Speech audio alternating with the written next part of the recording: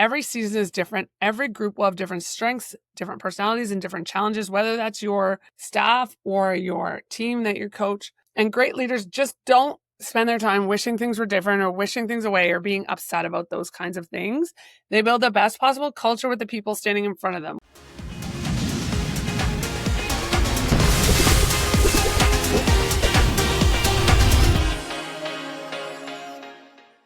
Welcome back to After the Routine. I'm your host, Rochelle Provo, and if you haven't done so already, make sure to hit that subscribe button so you don't miss another episode.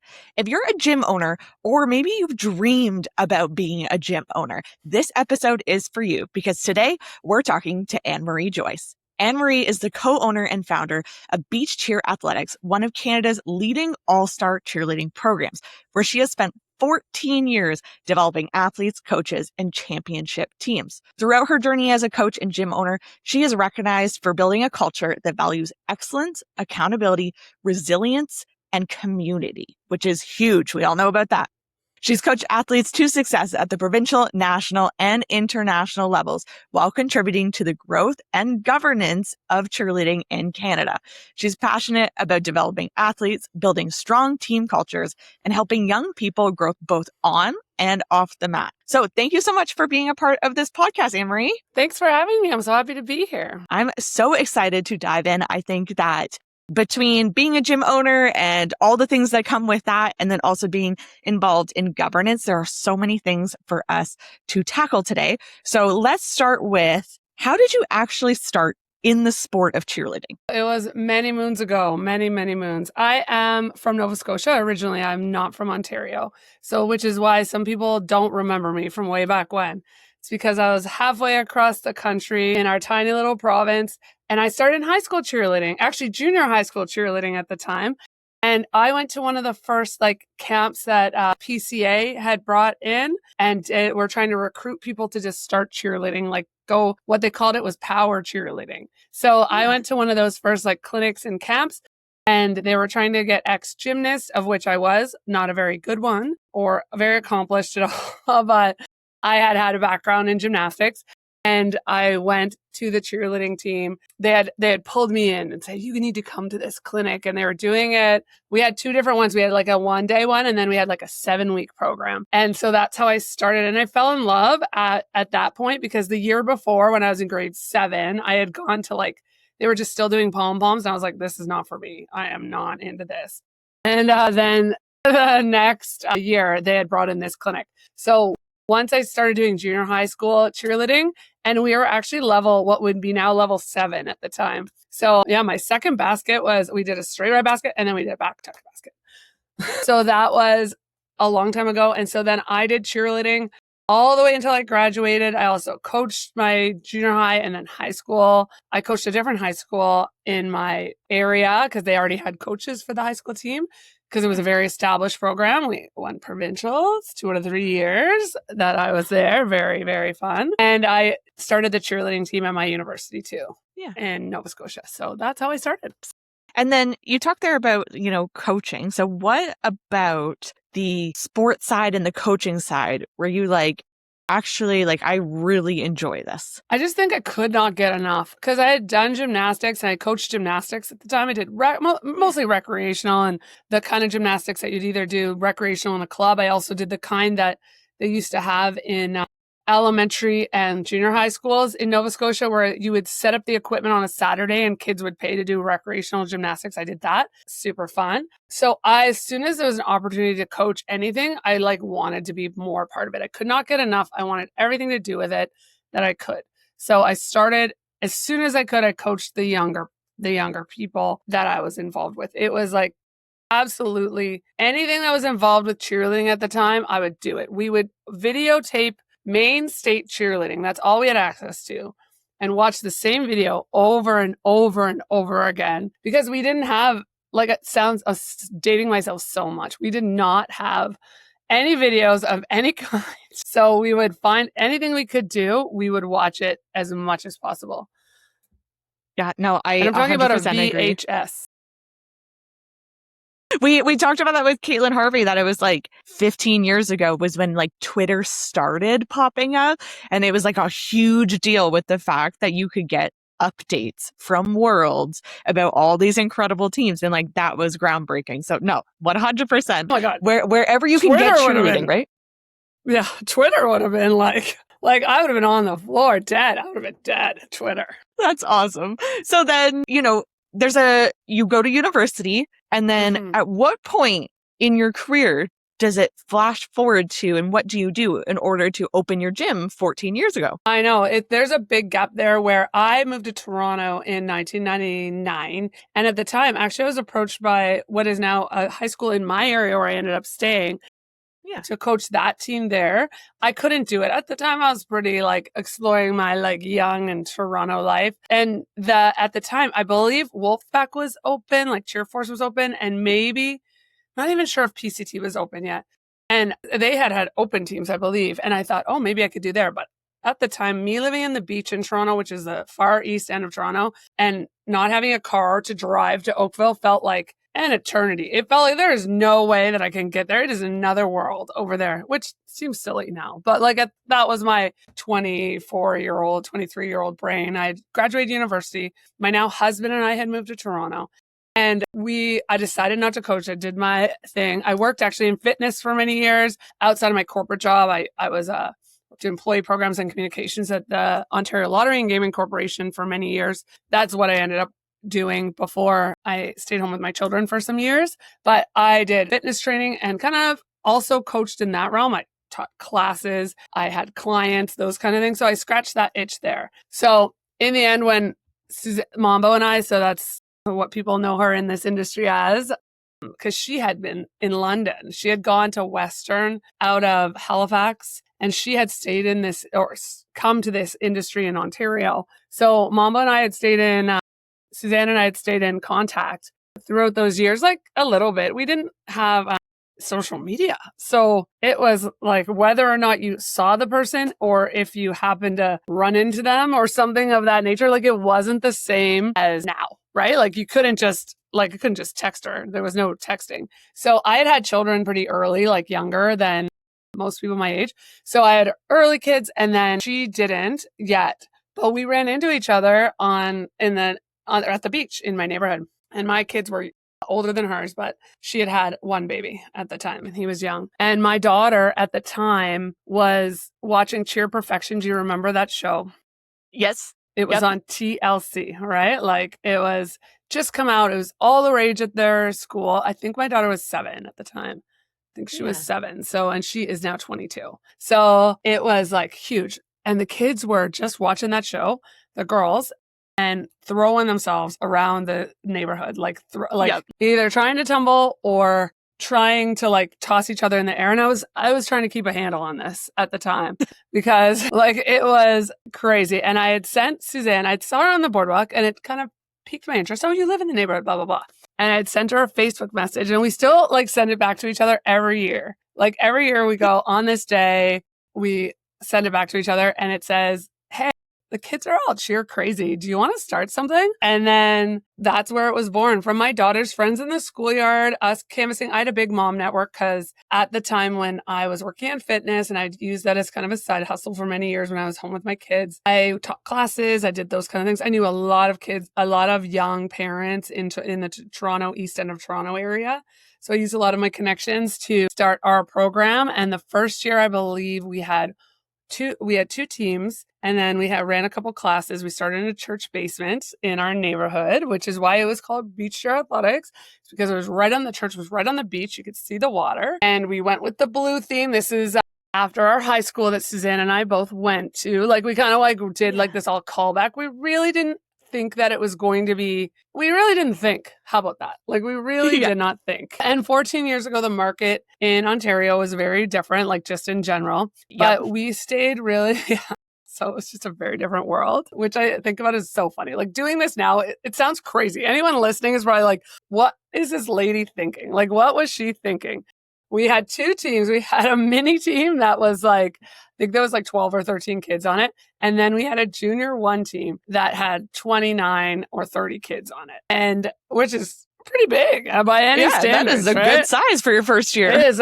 I know. And so we had about 40 40 kids that would like, there was a couple that just came for classes and that we would just have a tumbling classes. And a couple of those kids were like pretty accomplished tumblers. They were just so excited about cheerleading from my daughter's school. Like they had tucks or whatever, and they were on this junior one team. And Suzanne, because she had worked in the Ontario industry, she just booked all the competitions and she chose all of that. She was a lot more industry savvy here than I was. Like I had definitely went square one from it was a different universe from what I remembered. School cheerleading in Nova Scotia, jumping into Ontario All-Star was like, whoosh, it was a learning curve.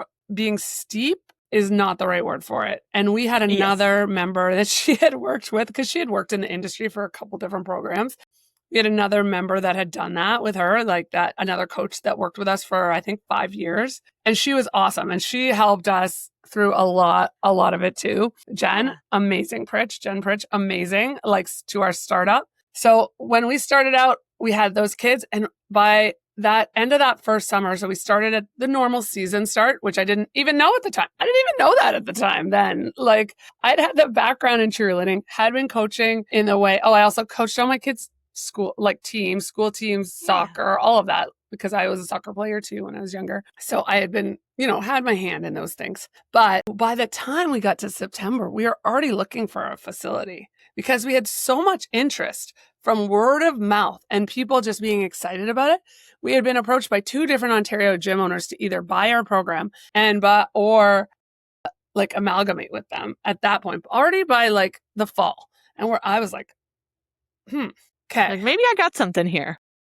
Something is amiss. Because like at that time, no one had been in Toronto, like Toronto proper. We were in, I guess Scarborough-ish, but like really you're kissing the border of Toronto and Scarborough. Yeah. So we found a facility by January. We were in that facility by January and started growing from there. So that's awesome. And then flash forward, what does it look like 14 years later? 14 years later, we've gone through, I don't even know how many different places now, like 4. I don't know. Now we have 2 different locations, one in Toronto, one in Uxbridge. The one in Uxbridge is a wee bit smaller at like 15,000+ square feet, 3 full floors and a tumble floor. Our one in Toronto is 18,000+ square feet. And we're currently looking for a new location because we have like amalgamation of all the kids. We're getting close to 700+ kids. Like it's a lot of teams. I think we're at 39 teams this year, which is a lot.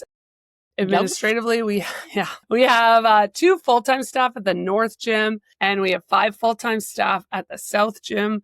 And then plus our other staff that are supportive are up in the 30s. So like that is a lot that is happening at Beach Chair South and North. I love that. And all these opportunities where like people who love the sport can continue to be involved. Exactly. We try to make careers. So what we're telling our kids now, or the people that have been involved with our program now, please get an accounting degree if you're going to university and come back and then work for us. Or how about you do graphic design? Or are you someone that really loves like clothing? Because we need someone to help us with our merch. Like anything that we're just having another one, but we just had a big planning meeting with our key course staff about what their key competencies are. My background is in HR, as I mentioned before, and planning what your best role is. What does it look like? How does that feel? How does that feel for you? So that we can really put people in the right spot, doing the right thing, so that they can be the best people that they can be in their job and feel like they can keep growing a career. It's not just about being in that one little niche spot. We want them to feel like cheerleading is not just a sport I did when I was a kid. It is a career for you. And that is something that is really viable for the younger people that are in my program now, like the young teenagers or the mid-range teenagers. So you can see like, this is something I can continue to do. So when we're actually developing our coaching, because we have a lot of younger coaches in our program, I'm sure this is not unique, but certainly our Toronto location, people just leave for university. Like they do not stay. Some of the other gym owners I have spoken to that live in more areas that you could live closer to the gym and commute back and forth. It seems like they have a little bit of an easier time fielding, say, an open team or keeping kids like for longer. Our Toronto location is definitely we've had challenges with that because the kids just They want to get out of that city. They want to experience that small town life. They want to go to Western, or they want to go to Guelph or Queens, or further afoot. And you can't blame them, because that city life is kind of unique, right? So, but I want to try to teach them that they can come back. You can come back, and you can not even necessarily cheer, although I would love that.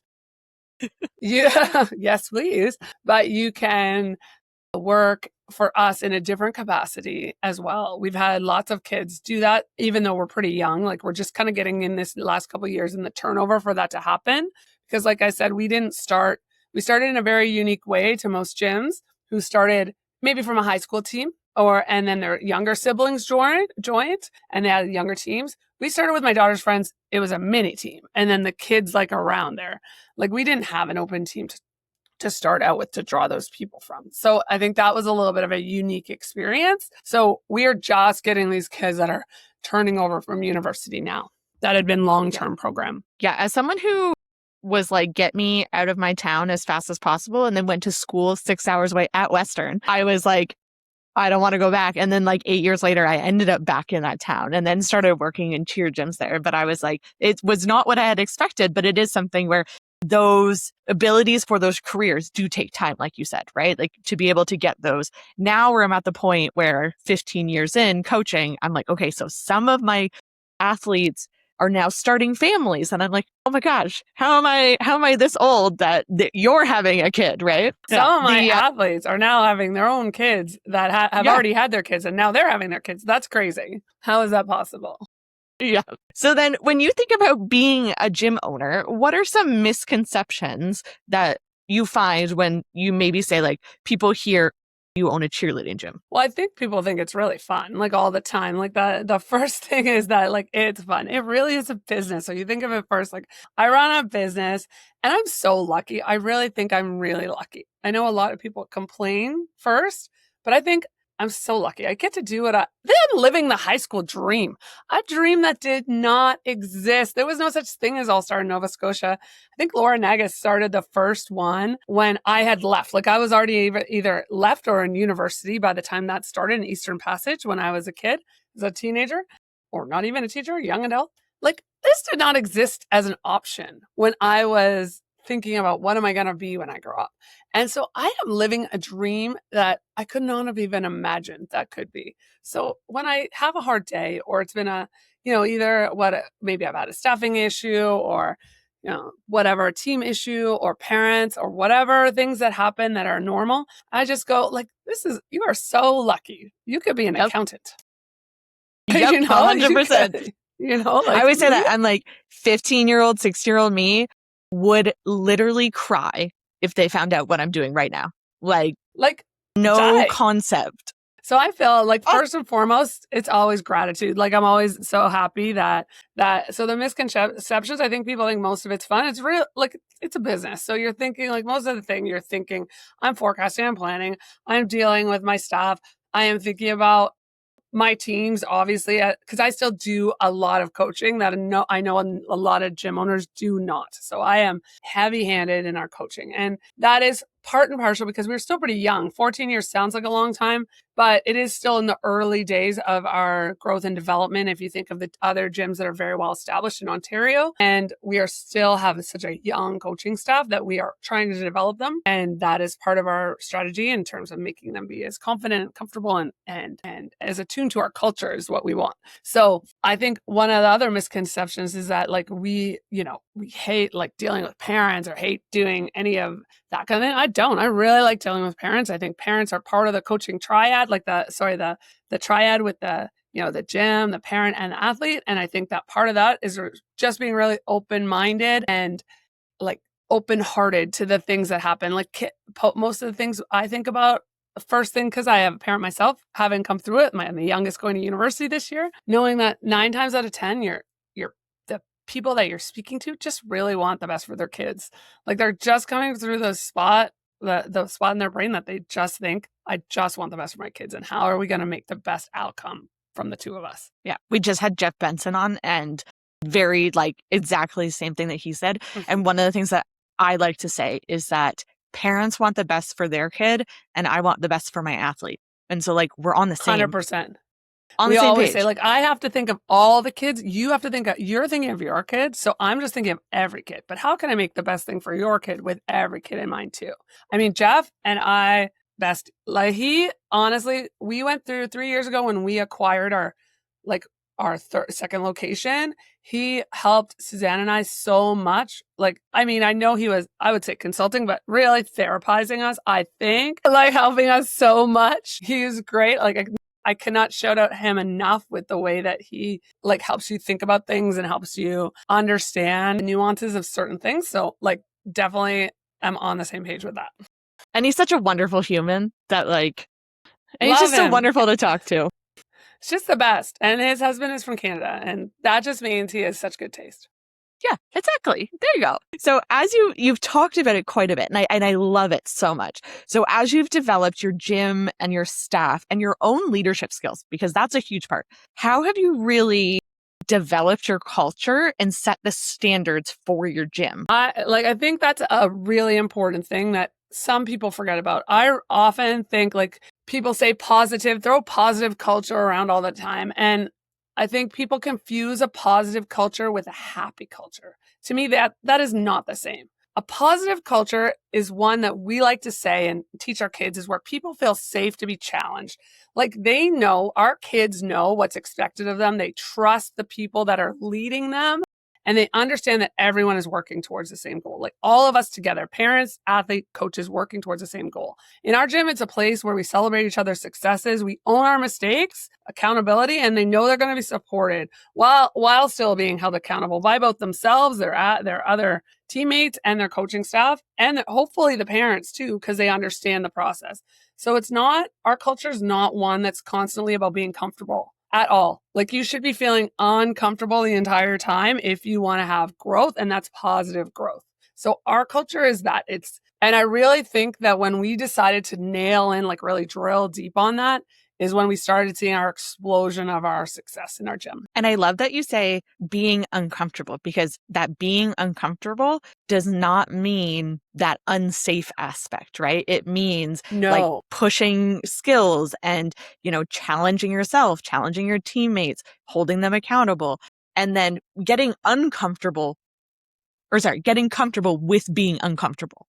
And that's something that as a human is important. Right. I think it's kind of a lost art because I mean, I've gone through this 22 years of being a parent, but also I've been coaching for really the last 30 years. And you've seen parents do such a good job. One thing I've seen that sometimes we forget as older people as we go through and we say, oh, the kids are this, the kids are that. No, the kids are so emotionally intelligent. I love that. Like, they're so much better than we were, like my generation was, at defining their feelings, knowing what they are. One thing I think that we miss though, like as a society, is deciding that all the feelings are good. All of them. Like happiness is not the only goal. Like we should be able to feel all of them, understand that sometimes discomfort is okay, and be able to work through it and have like there's a positivity that comes from those feelings. So I think that is one thing that we miss, the grit and resilience that comes from dealing with them, but with that emotional intelligence piece. So I do think it's coming back around. You can start to see it in the kids. So it is one thing that we decided as our program that we're going to focus on. And we say it all the time. We say it to the kids. They understand it. It's almost like a blah, blah, blah. And they're like, oh, no, no, no. But like you can see that they understand what it means and what accountability means. I noticed it a lot when we've been working in different programs through the Team Ontario program, when I saw our kids, like that the way that they talk, like they're starting to learn how to talk to each other in a different way. And I love that. Like I love seeing that they can hold each other accountable without being mean. And I love that. I did notice it first. I think when I watched a lot of the teams from Quebec talk to each other, they're very hard on each other. And I want to say from my perspective, this is an opinion, in the best way. They hold each other to such a high standard. And I think that's why they've had such good success. Like that's one reason. They are the kids are so demanding of each other. And like, it's just such a nice thing to see. And they don't get offended at all. And I think part of that is a cultural thing, but like, I love it. Yeah. And I also think there is a difference between being unkind and being firm. 100%. You have to be able to say it in a way that isn't mean. And that is a learned skill. like that is constructive. Yeah. Yeah. I am very much a emotional coach. Like I'm very much like, okay, how do we feel in our body? How are we feeling in this moment? Mhm. But one thing my kids will 100% know every single time is that I can joke with them. Right. And I think that that comes with it. And even though we joke, they still understand what I'm wanting out of them and what I want them to do and what I want them to accomplish. But the fact that, like, I had one yesterday, and I'm just going to use, random names, but I'm like, oh yeah, I speak Sarah. And because she was trying to say something, and another kid looks and just like, what is she saying? And I was like, I speak Sarah, but I also speak Hannah. Like, I'm going to be able to understand. Yeah, I'm going to be able to understand you, and I'm going to get to know you as a human so that I can help hold you accountable to those things. Right. So I no, love 100%. that. I love that. I love the being That firm. is great. Firm but kind is kind of my mantra here. You got to be firm, but you got to be kind. They have to know, but they have to know, like, and trust you before you can be hard on them anyway. You really have to develop a bond with your kids and your program before you can even remotely pull out the kind of hard coaching or whatever it is you decide to do in that way. Especially with coaches who are starting in rec or in novice or in prep, right? Like, there's those no kids need are for that new. then. Yeah. Yeah. We're nicey fun. This is Captain Good but Times also, in novice. Yeah. Yeah. And I think, though, at the same time, in novice, we can still be firm, right? Like you had talked about. Yes. But boundaries. The boundaries, yeah. And then also the knowing and trusting and liking. That's those first few months, regardless of what program you're in. Like, you have someone brand new to rec, they're going to be like, what are you asking me to do? It's like, I don't even know what these words are, right? Yeah. So being able to develop that is really good. And one thing, like, I like that you've touched on as you've talked about is the fact that the culture isn't what you necessarily say. It's what you do and then what you also tolerate. So how do you find leaders can set standards through their actions? Like, there is a mission statement.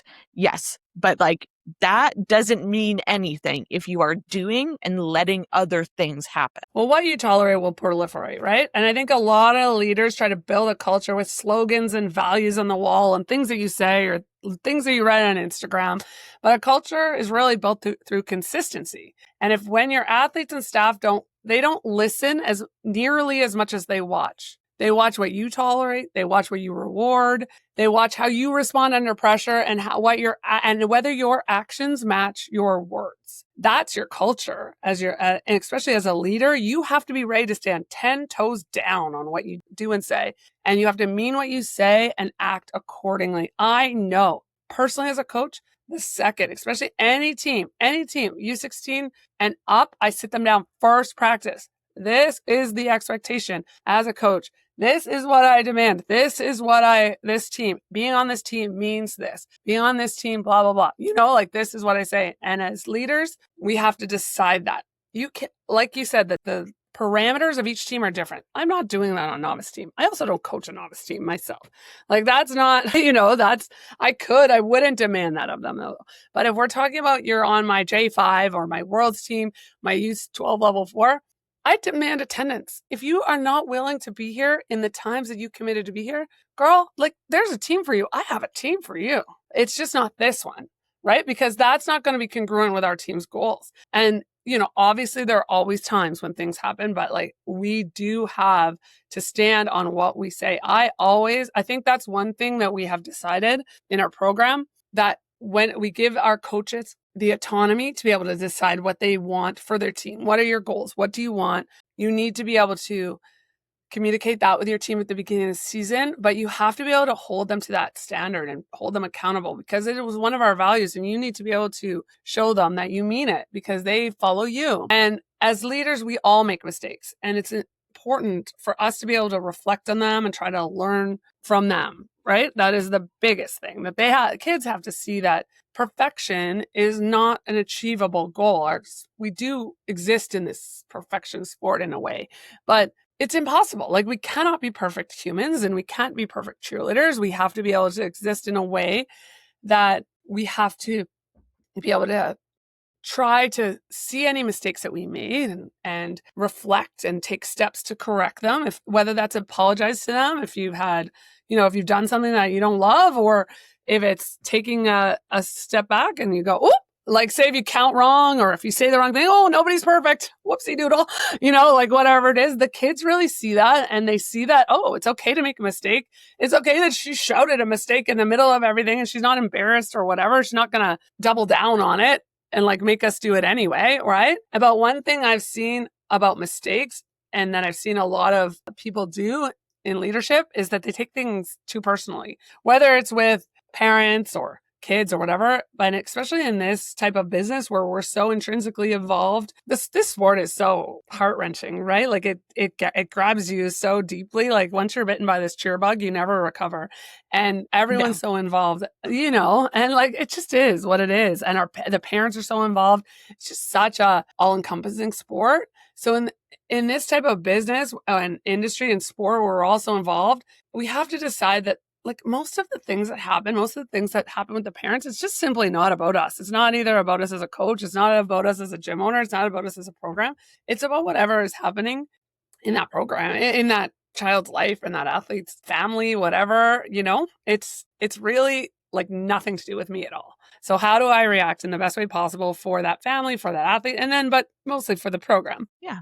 I love that. Yeah, it's funny that you say that because my U18 team has just had a few more kids join. So next week we're revisiting expectations because we're like, hey, now everyone, we need to know that this is, and that goes the same thing for staff and our coaching team, right? Like you need to reiterate what the expectation is so that we're all staying on the same page. And if we're veering away from them, we're doing training in that to bring it back, and then we're resetting that standard. Like this is what you're being held accountable to. Exactly. I'm going to remind our staff, actually send in another like reminder, and we'll do a meeting about it. Okay, we're coming up to just about choreography. It's time to remind everyone that this is what's happening. Redo your expectations. Again, what you tolerate will proliferate. It will happen more and more and more. It is what it is. Yeah. So we've touched on it quite a few times, and I think that it needs to be reiterated over and over. But the fact that accountability is that huge aspect of being an effective leader. So how are ways that coaches and gym owners can help create accountability that feels supportive and not punitive towards those athletes and families? Yeah, it's really hard in that way, but like the way that we end up starting it out is that we just take ownership on our own first. So as a coaching staff, we demonstrate the accountability. What does that mean? We have a definition for it, because how we've decided our values, we use BEACH as an acronym, and we assign bravery, excellence, accountability, community, and hard work as one. So we have a definition for each one, and we go over it in each practice. Like we kind of do it as a teachable moment at the beginning of the season, or we touch base on it. Oh, that's how it is. Sometimes I do a little fun video on it on Instagram or whatever to try to hit with the kids, right? And accountability, you have to decide that it's not about punishment, right? It's really about respect. So how do I hold someone accountable when we're first trying to learn? Honey, that was you, right? Like do you understand how that feel like when you did this or whatever? That's not bad. We're just learning. That's what happens when you're learning. Do you feel it? And so eventually, once you start teaching them that they're not going to be punished for mistakes, that mistakes are not bad, that imperfection is not bad, that imperfection is part of the learning process, and that we're all here to learn, that they don't feel shame about, because shame is really where the problems lie, right? So we are trying to teach them that there is no punishment in accountability. It's about respect. So if I don't hold someone accountable, I'm actually telling everyone else that these standards don't matter, that we need to have standards because they matter. Okay. And our highest performing teams I've coached, they don't end up needing me to enforce accountability because they expect it from each other. And that's how when we know our cultures are truly working, is because you can see it happen. You can just see the organic nature of it starting to grow through each other. So it starts with those little moments, and then it starts to build on. Yeah. And I like what you said before about the like recognizing as a coach when you make a mistake. Like my favorite thing to say, I'll be like, oh, that was me. And I see it because my kids will do it now, right? You can see who's been coached by me because I'm like, that was me. Like I messed that up like now. And so, but my other thing with that is when I have a kid that comes up and they're like, I didn't do that, right? Like I missed that here. And I go, okay, what are we going to do next time? And they go, okay, well, I'm going to do it. And then my follow-up question is, how are you going to do it? Mm-hmm. Right? Because the fact of, yeah, you can do it. You can say that you can do it, but let's break it down. Right. And the same thing happens with staffing and coaching in that, like, yeah, you need to do it, but how do we get there? Right. What are What's the your individual strategy? steps? I always go. Yeah. Because the kids, like, I have learned, I just had such a different education than my children did, or even you. Like, I'm not much older than you. So I'm like trying to pick up buzzwords. So what do you understand? Like, because that's not how I learned. My sister's also a professor and my brother-in-law are professors. So I try to ask them, like, how are we learning? So what's your strategy to do that? Like, nobody would have asked me my strategy, how to do anything when I was a kid.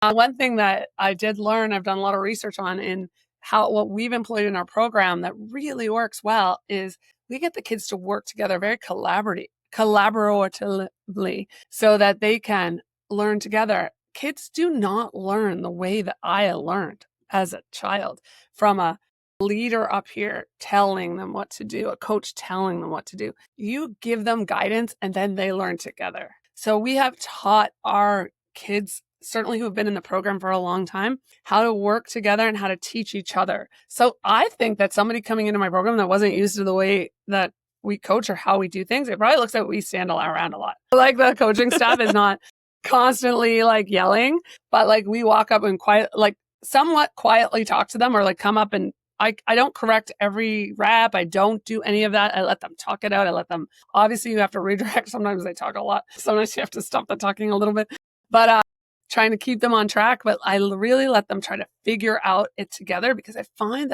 that really helps the learning process with how they have been conditioned to learn and grow. So once we started to lean into that approach a little bit more and open our minds, Suzanne and I really talked about it and decided a program, I think it was 6 or 7 years ago. And it made it was right after COVID, made an enormous difference in terms of how the kids started to work together and hold each other accountable with a kind and firm, because they're so emotionally intelligent, with a kind and firm hand. And it has been like a big difference for us. Yeah. And I also think that benefits them so much in the long term. Like, I always will tell my kids, I'll have one come up and they'll say, well, she's not doing this. And I look at them, I'm like, okay, you can tell me, I can't do it. So like, have you told her? And she's like, well, no, I'm telling you. I'm like, okay, then before you come to me, I need you to go talk to that person, right? Yeah. Because when you get into a workplace saying to your boss, like, oh, well, she's not doing that, they're not going to be like, okay, let me go talk to them, right? It's going to be like, okay, did you talk to them? Did you problem solve? Did you have those conversations? So how can we help train our coaches and then also our staff to be able to do that and have that collaborative mindset and let's work together? Because also when they get out onto a competition floor, the coach is way in the corner. Like, they can't problem solve that. At all. I am a screamer when they are going. I am yelling and screaming. I think they can hear me this much. They can see my body moving around, but all the yelling I'm doing is fruitless probably, but it's for me. That is for me. But I think that teaching them to work together, yell at each other, we yell their cue words, like get under. Some kids just need to be spoken through the entire routine. Like, some kids needs a buddy. You're their buddy. You are on Susie, girl. You are down, up, dip, around, hold, like you are her, talk her through her the whole time. So, but that's such a good skill to have. And it's such a good ability to be able to talk to people and get over it, like get over those feelings of anxiety of being able to approach someone, because some people can have a really hard time approaching them. And I do find it really helps, especially when kids are on the shyer side, because they might not be the first to say something, but when they say something, people end up really listening in that scenario, and that can help build their confidence in a really meaningful way, because they can feel very much heard and seen in a different way that they hadn't before. Yeah. And love that 100%. It's funny. I told my team last night, we have an extra where it's like, it's just one extra person that won't be involved in this stunt.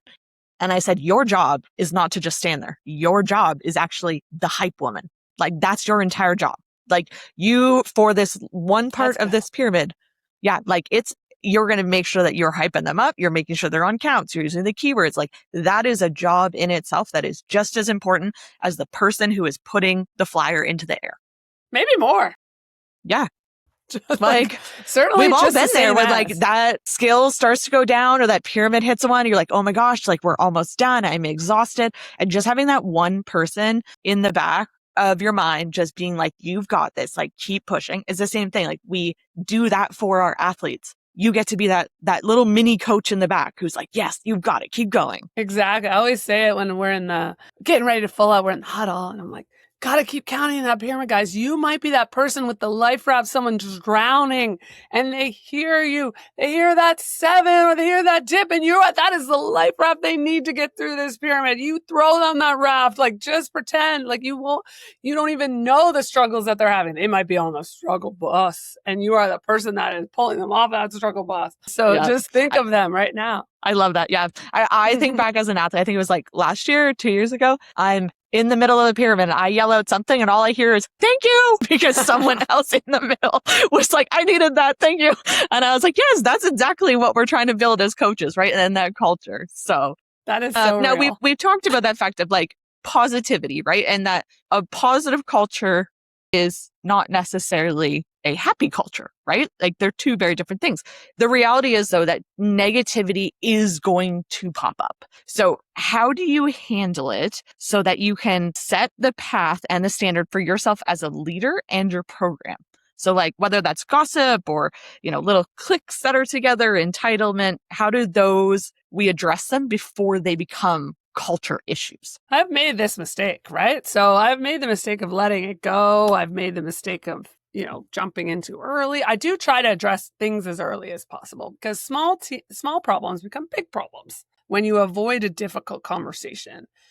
And I also have come to believe in assuming positive intent first. I have had to teach myself this. This did not come naturally to me. This has taken time. I still work on it. It's something that I am still learning. I do think that most people don't wake up thinking that they're there to harm somebody. When we had a very rough transition the first year of taking over our North Gym, and I learned so much. I have so much gratitude for that year now, coming out of it, being 3 years removed, knowing I've learned so much from every experience I had. I can now look back on it and think that was the hardest year of my professional career, and I learned more in that year than any other. And I now know that most people don't wake up wanting to hurt a culture.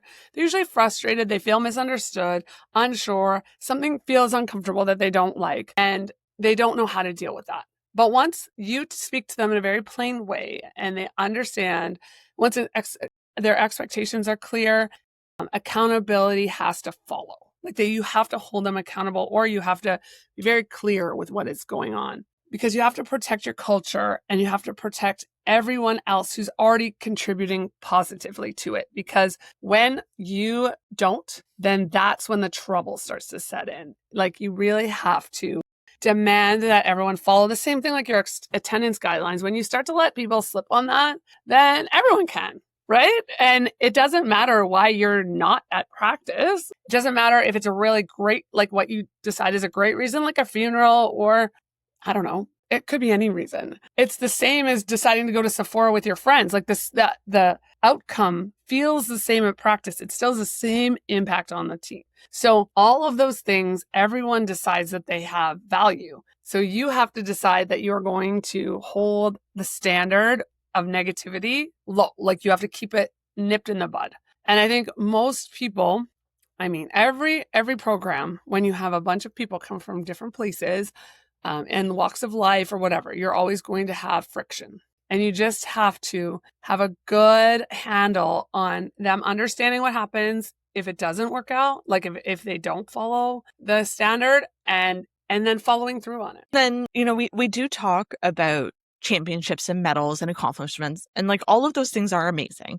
But I know in your gym, you really like celebrating the effort and not just the achievement.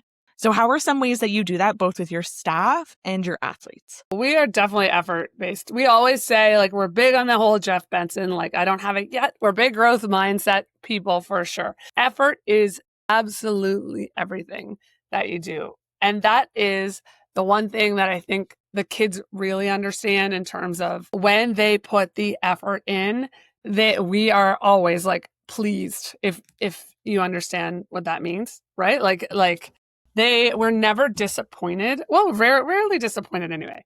Honestly, at the end of a competition, I had this conversation recently, like about one of my teams that I personally coached came second at nationals. We were first day one and we ended up the second. And like they didn't have the best run day too. Like we had a minor bobble, but a couple things were kind of off. Like the other team beat us. Like they were better.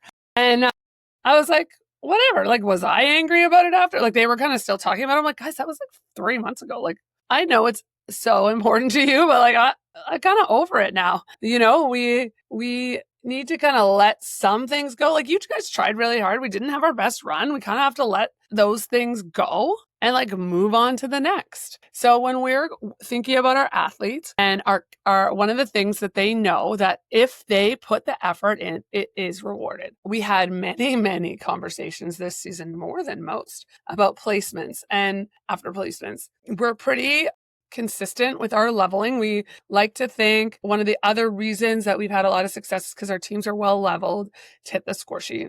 We have kids that are placed on the right teams for whatever reason, whether it's great tumbling, they're good at stunts. Not all of your kids don't need to tumble. And we had a lot of kids that really wanted to be on different teams this season. And we spoke very frankly about them. Well, on this season, at this time, that's a very in-demand team. You know how some years that can fluctuate. Like that's just a very team that everyone wants to be, for some reason, everyone wants to be on this team this year. And we had a couple kids really put their head down and grind it out all summer, grind, and like really getting their skills. Well, I'm inviting you to a practice now. I am inviting you to come and practice and see if you can hang because you have been putting in the work, kiddo. Like you really have. And I am going to reward that effort. Maybe it's not you're on the team, depending on the kid, but like I am going to see if you're a fit. Like I am going to reward what you have shown me as your effort that you're going to decide. If I've told you what you need to do and you're doing it, well, yeah. Like, isn't that what youth sports are about, right? Isn't that why we are coaching them? It's because it's not always just about the winning like a medal at the end or a trophy or whatever. Like that is a good human that is happening right there. They saw a deficiency, like they were told of a deficiency that they had, a skill that they needed. They are like hoofing it all summer in the gym, like again, in the clinics, in the classes, and extra time in the open gyms. And that's what we love to see. Yeah. I love that. And I think a really good example of that is your U12 Level 4 team from last year. It was Baby Baddies, right? My Baby Baddies, seismic, yeah. So how did that team come to be? And then how did they tackle some like really big goals together? That is a funny story. So my youngest son and I were watching NCA in 2025. So we usually watch NCA. We just sit on a Friday night and just, binge watch a ton of TV, a ton of cheerleading. And I was watching the U12 Level 4s, just happened to be in between some division we were watching. And I was like, we can do this. We can do this. I want to do this. And he's like, just look at me. Like he doesn't say much to me when I have these ideas.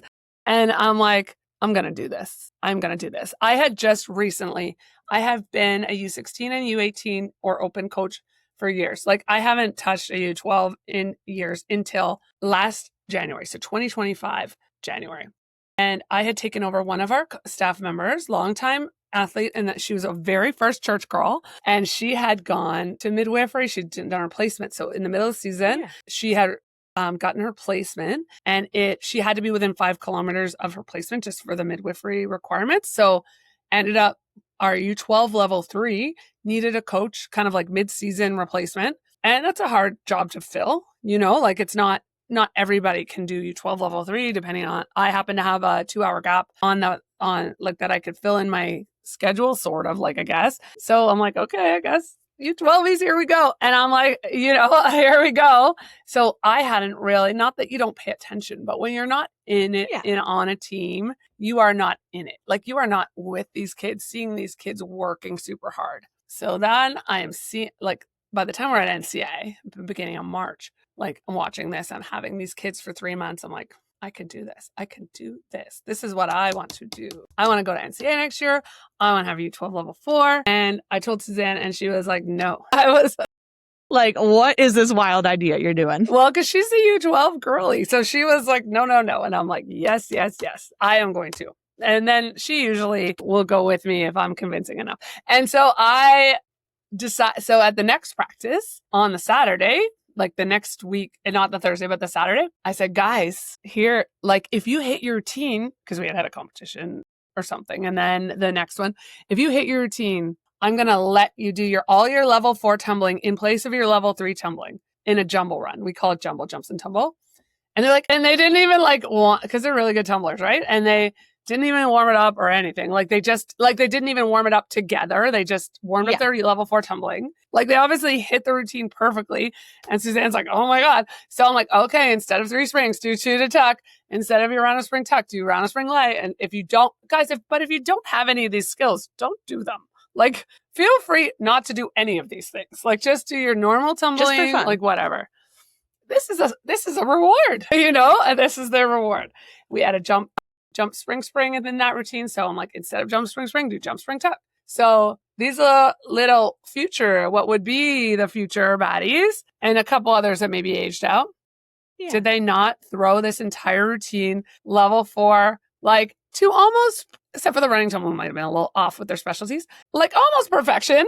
And Suzanne was like, and I was like, see, we can do this. I mean, the tumbling was the easy part, really. What we weren't sure, what we were calling seismic from the start, it was a crossover team. None of the kids were just on seismic. That was like a rule because we didn't know if it was going to be good or a hot mess. Because if you're thinking of a level U12 level 3, and again, I was new to coaching this level in a way. I had coached level 3 for years, but not U12. I admit that. Suzanne is definitely the expert in that area. Would we be able to get them to stunt? I don't know. I've done level 4 for many years. I've coached level 4 and I consider myself quite adept, an expert in this area. But would I be able to make these tiny babies do this? I don't know. And we knew we were going to keep it small and make sure that everybody could pretty much do all the things and make it very exciting and perfect patterns. Like we knew how could we play to our strengths and make the best team. And we told them right from the outset, we're not going to be against anybody, like barring something we didn't know, like, but I was pretty sure we weren't going to be against anybody except at Showdown, going for level champs every time. And when we decided we were going to go to NCA, because obviously I wanted to go to NCA. So I wasn't interested in just having a team that was focused on just picking up a medal every time. That's not my bag. Even if we're in a lone division, I first look and see if I can switch to a division where we have competition. I don't like just picking up a medal. I'm not interested in that. Like, I know the kids like to have a medal, but I like competition first and foremost for the kids, but also personally. I like, bring it, let's go. Yeah. And there's a push there versus like, oh, we're just doing this, right? It feels so different when you're approaching it as a coach, but also as an athlete. Like you can see the difference in how they decide to do it. I always try, if there's nobody in our division, to really like turn up the heat in a different way. But like, if there's absolutely no way there's a competition. So we took these kids, and from the start, it was NCA and Canadian finals. So our goals were Canadian finals, NCA win, which we did not achieve. Third. And obviously, like, we wanted to do the best we could. So that whole season, like after the first competition, and it was Aloha for us that we did that first varsity comp. And we didn't do as many competitions as the other teams. We did the varsity comps. We didn't do Cheerfest. We did Showdown. Like, we just were very choosy for a couple reasons, but mainly because this was what we called a project. Like, we weren't sure like what was going to happen.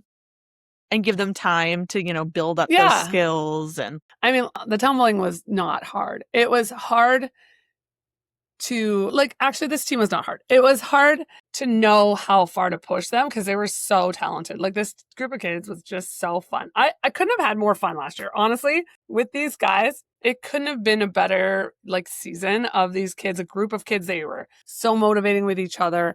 They were just, like we said, the baby baddies. When I nicknamed them that, it was so perfect for them because they were just these little, hardworking, fun kids. And we only lost 4 of them in age outs. So, like, there's still a lot of them that are returning for this season. But going into NCA, it wasn't our best comp. They were really built up about it. They were really nervous. We were up against I thought they would split into how they usually split in varsity, and they didn't. So we got in with bigger teams. So I think that, like, kind of threw them off a little. And we had some tumbling issues. Like, tumbling's our thing. And we had some tumbling issues that the 2 kids on the team that they never happen. Like, they never do. And so that kind of, like, whatever, it kind of messes with you for the whole thing. I mean, it was a great competition. Loved it.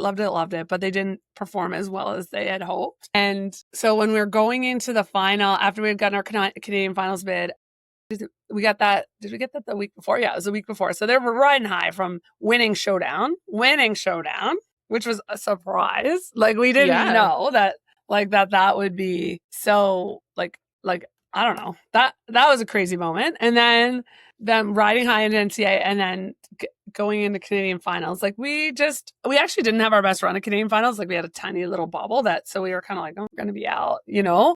And then winning Canadian finals was, I mean, I think so fun for those little kids, like, to see, like, to see them so excited and to know that they put in the hard work all season, and some of them were on 3 teams, right? Because they were crossing over to, like, some of them did youth 3, and, like, there's a couple of them that did 3, like 2 or 3 of them. They did their youth team and a junior team, and then they did this team. So they were, like, burning the candle. So they were tired by then. So they were little baddies, little baby baddies. Yes. Yeah. Those who are listening that don't know, Showdown and Canadian Finals is a level competition. It's not an age. So you go against everyone. It is U8 all the way up to open, and it is the best of that level, which is really an accomplishment because, like, you have a U12 team going up a U18 and open and U16 and all these things. I remember the ACE team that came second, and they were so nice. They were like, we don't even care that you beat us. You guys are great. And our kids are like, you know, they're like 10. They're like, hey, you know, they're like, best day ever. Best day ever. They were so excited. Well, it's funny that you say it. You say it at the outset. One of the moms, I remember we were right after tryouts and we had announced this team and this is what's going to happen. And I was like, yeah, we're going to go to NCAA. I'm really going to go for that jacket and we're going to win Canadian finals. And she was like, okay. She's known me for a while. And then she's like, oh my gosh. I mean, you didn't get that jacket, but you did get this jacket. And I said, I mean, yes. Like I said, this team knew their goals. Yeah, we really did try to push their limits as much as we can. And we just had the right group of kids. And this year we're coming back for another round. So we'll see how it goes. A lot of them are returners. So that's great. And we have some really new talent. That's amazing. That's awesome. I have to say, I listened recently to, it was a podcast. I'm blanking on the name of the podcast, but it was a coaching podcast, sport coaching, not cheerleading specific, but they had said you really need to, if you've been a coach for a long time and you haven't been coaching little kids, like younger ages, that you should go back and coach younger ones again. Like, it really does renew you. I could not agree more after those last 2 seasons. Like, I know I'm not in the U8 realm. That might be a little too low for me. I am just a little intense too as a human. Like, so it has renewed something in me that is so fun. I have so much fun with them and I don't stress about them at all. Like it is so fun. Like, my other U12 team that I did, I still coached Surge last year too. They came second at Canadian finals. Like, I love them so much. Like, they are so fun. I have to say, I don't know if I will stop coaching U12, even when, like, we should have a turnover next year of some more coaches that will be able to take on some of this. But it's just so fun. They're just so excited. Then the teenagers, who I also love a teenager, but like this, I love a teenager. I'm not a teen. I'm a pro teenager, but these little ones are spicy and fun. I love teenagers. I like to say that by the time they get to teenage years, a lot of coaches are like, yeah, okay, like they've got it figured out. But like they're hitting that point in their age where they need just as much support as a U12, but it's in a different way. Like they're tackling very different challenges, but they need the support and they need someone in their corner being like, either one, they need someone being like, you're being ridiculous right now. Like, or you need the other one, like, no, okay, let's actually talk this out. Like this is an issue, but they almost need to fluff. You need to fluff their pillows a little bit more. You need to bump them up. Like they're feeling very insecure in different ways, but they don't want to show it. So you have to like do it in a little covert manner. There's a little bit more of a flair that you have to use. With the little kids, you can just have fun and be like, yeah. And that is like, I'm gonna make you do ridiculous animal things, and the teenagers are like, what is happening? The little kids are just I agree. So funny. I sign up for U6 Novice every year. I put my name on it in the last few years. I am not 100% sure I could do that. Maybe I should try. I should really, like, after this, like, I wouldn't have even thought maybe I should try before this, but maybe I should. It comes down to, like, taking that expectation away, right? Like, and just going back to helping these future world athletes fall in love with the sport. And like, I literally leave every single time they practice and I'm like, wow, like these kids are so excited to be here. And if we can keep that going 10 years from now, like, oh my gosh. Like it's so important to have that baseline of people that they love. We had one of our longtime staff members, he just recently started doing U12 as well, like in the last 2 or 3 years, loves it. I think it's his favorite now.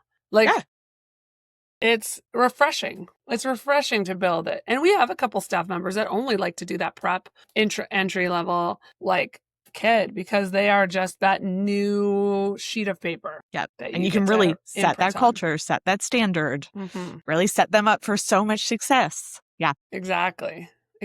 I love that. So we talk about, longevity of an athlete, longevity of the sport. Now, you've also been involved in the sport in a very different way, which is governance. So for those who are listening or watching and don't really know what that is, can you talk more about it? About sport governance? Yeah. Yeah. So I have been involved with the Ontario Cheerleading Federation, which is our provincial sport organization for, I think it's 6 years going on. I'm about to end my term. And our bylaws state that this will be my final term that I would have to take a break from and come back in 3 years whenever the next election would be. So sport governance is important. Now, unfortunately for Ontario, we are still not recognized as a sport yet, but we are getting very close to the finish line. We're dependent on Cheer Canada when they get their funding for their sport recognition from Sport Canada, like that side. So having sport governance is very important. It's something I'm very passionate about because we all want safety for our kids, right? At the end of the day, you can love cheerleading, you can love basketball, you can love football, whatever it is, the sport that you love. But you have to love kids first. They have to be, if you are involved in a youth sport, you have to love kids first. You have to be thinking of them first. It can't be a goal that you want to be the bestest coach in the entire universe or the most winningest coach or have a necklace full of rings on your neck and that has to be your goal. You have to think, I want to create better humans and how do I do that in the most safe and productive way? That has to be the number one thought. And that is the theory behind governance because you are trying to hold people to a standard of accountability that creates rules and regulations or standards that they can follow so that we are all following along in the same guidelines. Yeah.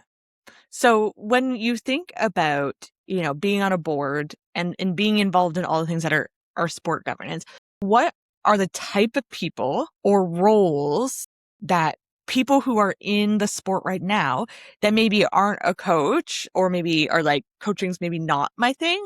How are the ways that they can still be involved with that governance? There are lots of different ways you can get involved. You don't even have to be on the board. You can get involved with a committee. There's all often call-outs for committees, even from Cheer Canada or from the OCF. If you are in Ontario, I'm sure if you're in other provinces, it is the same. But depending on what your interest is, you can find anything. If you're an accountant, any board would love you. You can be on in there, do their finance side of that for sure.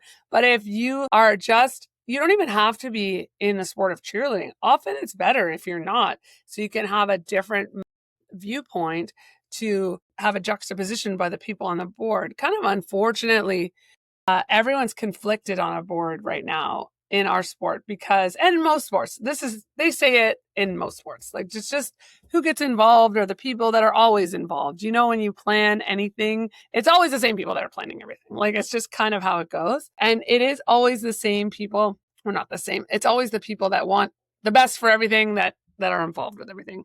But you can be any type of person and get involved in this. If you don't want to do all the administrative tasks, then you could do a committee. We have people that just do, say, the scholarship committee. Even like inclusion and diversity is a big one, especially when we are planning athletes and competitions and how we're able to get even coaches credentialed. There's so many things. And that's notwithstanding the things like there's judge. If you want to get involved, if you don't want to be a coach and you want to be a judge, always looking for more people that want to be involved in judging, because that is such an area of deficiency in this sport. And then that's also through the board that you can get involved in that we are supportive in training you. So there's so many different spots that you can be involved in. It doesn't have to take up a ton of your time. It doesn't have to be everything.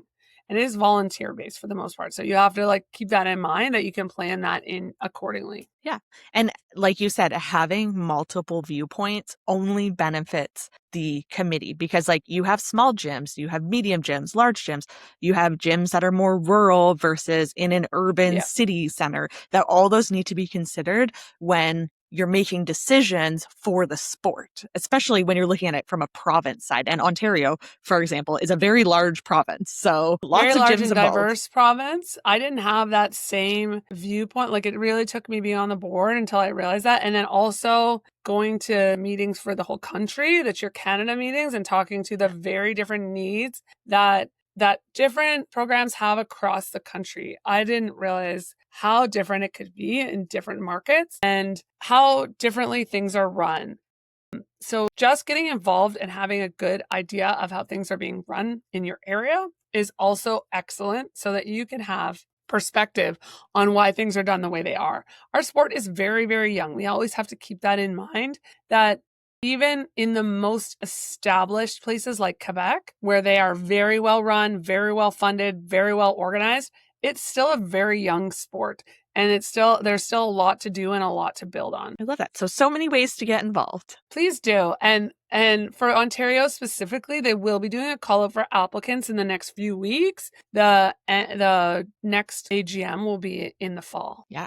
I love that. So throughout your career, for you, what has stood out as the most impactful way of finding and then going after opportunities in the industry, like governance? I am 100% a person that goes for things.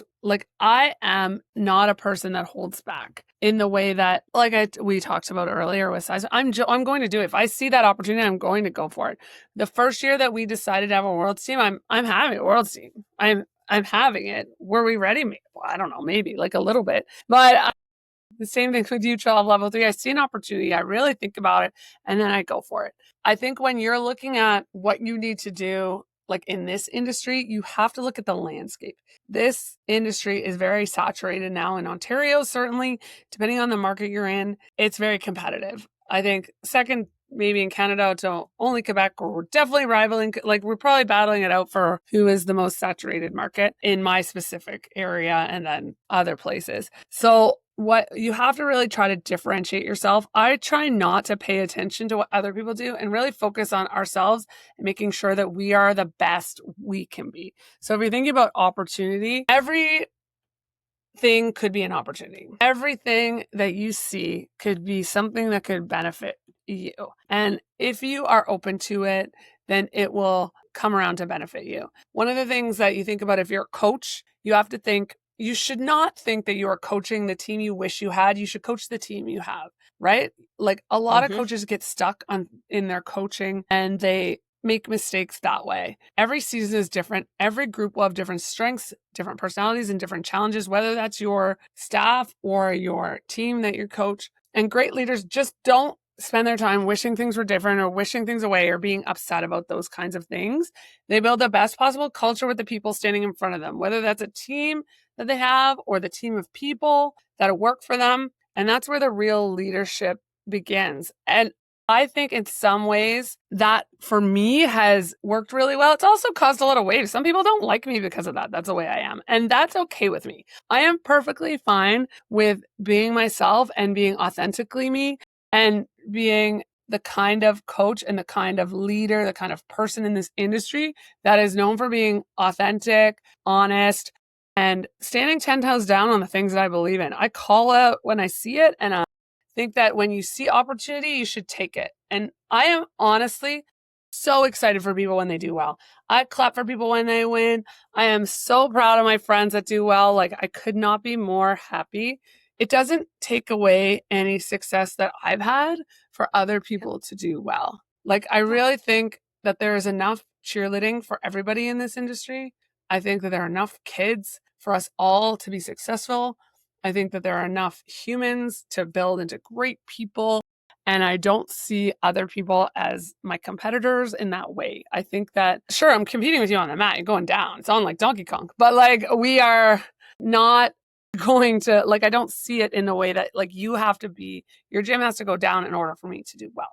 I think that we can all do well. And if we show that to the kids, then they will see that and start to feel that. So if you're looking at opportunity, you can find that in the smaller ways. You can find that and see the little glimmers, whether it's joining a board, whether it's adding something in your gym. Do you have space that you can do a different kind of class?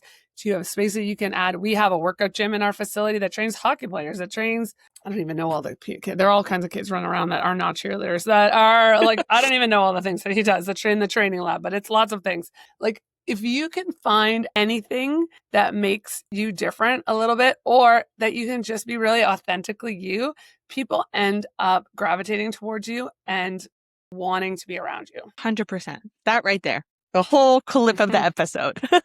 Be you, because that's really going to make the difference, right? And people want to be around people that feel authentic. Like, there will be the odd person that's intimidated by that, but I mean, that no one is going to be 100% happy. Like, no one is going to make everyone 100% happy all of the time. So you just got to learn to not take all of that personally. Yeah. And also, when we work with kids, being authentic and being true to yourself really sets the standard and really changes the way that our athletes look at us and allow them to step into their true self. Yeah, they see it. They see if you feel a certain way or act a certain way, right? And then they want to either be like that or not be like that. And either way, that's fine, right? Like, because then they're being their own true self. And you can't make someone different. You can give them an example. You can give them the tools that they need to build a different house for themselves or to make a different plan,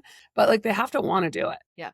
Okay, so we're down to our final question, which is, if you think back to like 16-year-old Anne Marie, who's like loving life and doing cheerleading and is like, this could never be my future, what do you wish that you would have told yourself? Like, if you could go back there right now and tell yourself something, what would you tell yourself about all the things that you're going to accomplish? I would say, you just wait. Just wait. You are going to be so lucky. You're going to be so happy. You are so lucky in the end that you're going to move 3 provinces away.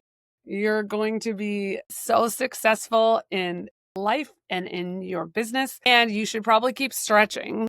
Like, you should probably keep yourself flexible and as fit as possible, because this job is not for the weak. You got to stay fit. You're on your feet all the time. I think that gratitude is that's something I've had to learn. You have to be grateful for everything that happens to you, because I hate that everything happens for a reason, because that really isn't true. Like, I don't know if you want to say everything happens for a reason, because some things are bad, and like, you don't want to think that that was a reason, but there can be positive things that happen. But my 16-year-old self would be you're going to be proud of yourself. Look what you did. Look what you built. And you built it with someone that like Suzanne and I, she was 2 years behind me in school. We're only a year and a bit apart, but just the way our birthdays hit, we were 2 years apart. And so we were friends, but like, she wasn't my best friend in school. But you're going to do this with somebody that you've known for so long, and it's going to be fun and great, and your kids are going to be involved.